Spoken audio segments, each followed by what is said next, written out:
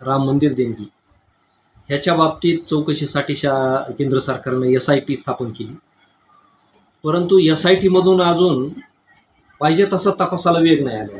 म्हणजे एकीकडं हिंदुत्ववादी संघटना म्हणतायत की आम्हा सनातनी धर्मीयांच्या या घोटाळ्यामुळं भावना दुखावल्यात. फक्त सनातनींच्याच भावना दुखावल्यात का? रामावरती प्रेम करणाऱ्या प्रत्येक भक्ताच्या, त्यांच्या श्रद्धा असणाऱ्या प्रत्येकाच्या या ठिकाणी भावना दुखावलेल्या आहेत. आणि मग दुसरीकडं त्या SITमधून अजून काही तपासातून निष्पन्न झालेलं नाही. फक्त 2 जणांचा राजीनामा घेतलेला आहे त्या ट्रस्टवरून, ते चंपतराय आणि मिश्रांचा. परंतु बाकीचे तर सुटले त्यातून. म्हणजे खरी दोषी दोघं जणांना निलंबित केलं की सुटले, बाकीची चौकशी संपली म्हणायची असं म्हणता येईल. परंतु अखिलेश यादव जे माजी मुख्यमंत्री आहेत आणि समाजवादी पक्षाचे नेते, तर त्यांनी असं म्हटलेलं आहे की राम मंदिर प्रकरणाचा जर खरा तपास करायचा असेल आणि लोकांच्या भावनेला जर तुम्हाला खरोखर त्यांच्या श्रद्धेला न्याय द्यायचा असेल तर त्याची तपासणी ईडीकडे द्या, CBIकडे द्या आणि आयकर विभागाकडे द्या. त्यांची ही मागणी योग्य आहे का?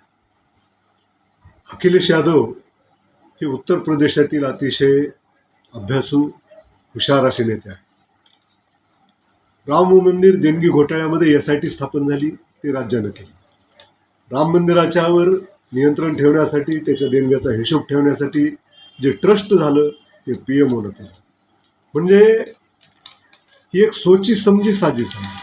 म्हणजे पुढचं जे काही सध्या मोदींच्या नंतर कोण हा जो मुद्दा उपस्थित होतो त्याच्यामधून हा देणगी घोटाळा उघड झालेला आहे.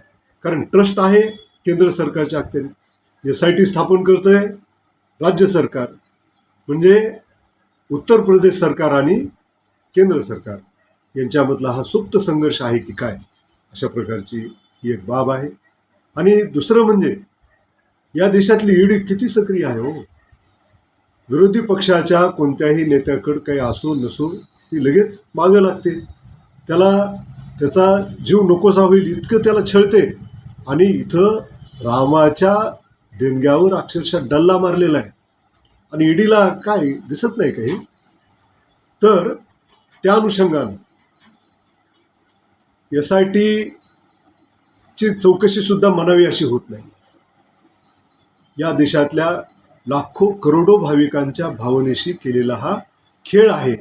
म्हणून ईडीनंच काय, इन्कम टॅक्सनं, सगळे डिपार्टमेंट जे आहेत त्यांनी ताबडतोबीनं खूप मोठा सक्रियता दाखवण्याची गरज आहे, तपास करण्याची गरज आहे.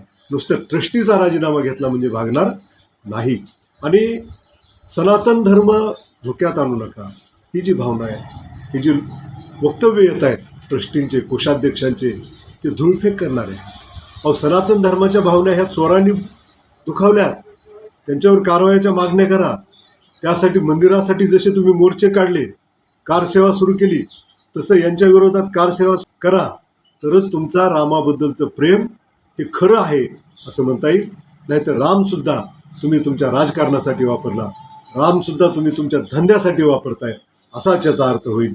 आणि म्हणून ताबडतोबीनं सगळं ते ट्रस्ट बेकायदेशीर ठरवलं पाहिजे. सगळ्या ट्रस्टीवर गुन्हे दाखल केले पाहिजेत. त्यांना मदत करणारे जे कोण आहेत ते, कारण एकट्या दुकट्याचं काम नाही.